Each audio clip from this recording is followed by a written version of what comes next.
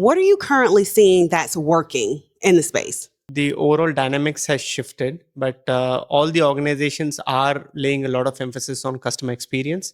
So it's no longer just about products and services, but looking into end-to-end customer experience and how the value chain looks like. So I think that's been the focus for across the industries, and the lines between industries are blurring. So what it means is that customers no longer think about a particular industry in a certain way, so they expect the same kind of an experience across the industries.